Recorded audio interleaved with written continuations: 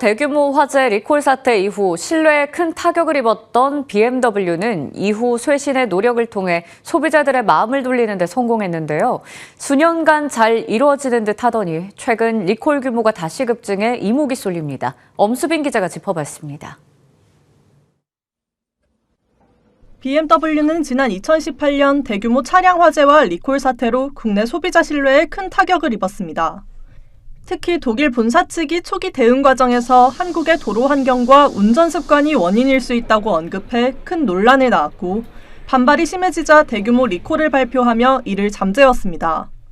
이후 줄어들기 시작한 국내 시장 리콜 대수는 지난 2022년 76,190대까지 크게 감소했습니다. 하지만 2년 만에 분위기는 다시 바뀌었습니다. 2024년 한 해 동안 리콜 대수는 약 35만 8천 대로 수입차 브랜드 가운데 가장 많았습니다. 지난해 또한 16만 대 이상이 리콜 대상에 포함됐습니다.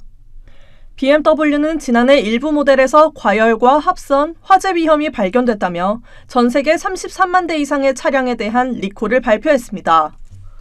이에 따라 미국 고속도로교통안전국은 해당 차량들의 야외 주차 권고를 내리기도 했습니다.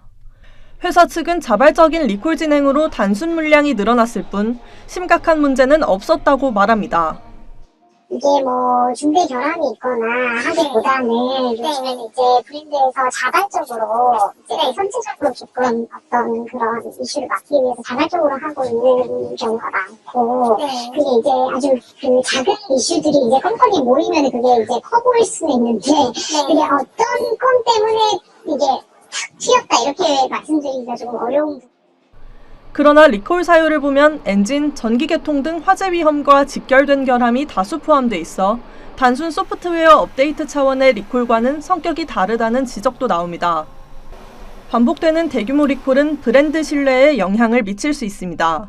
수입차 1위 자리에 오른 BMW가 2018년 화재 직후 다졌던 쇄신의 의지를 변함없이 지키고 있는지 소비자들의 시선이 다시 모아지고 있습니다. 머니투데이 방송 엄수빈입니다.